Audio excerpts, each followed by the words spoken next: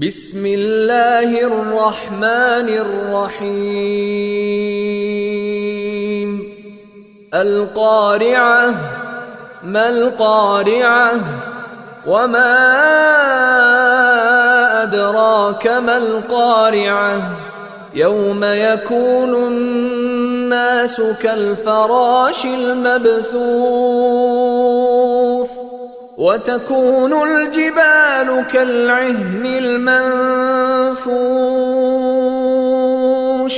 فأما من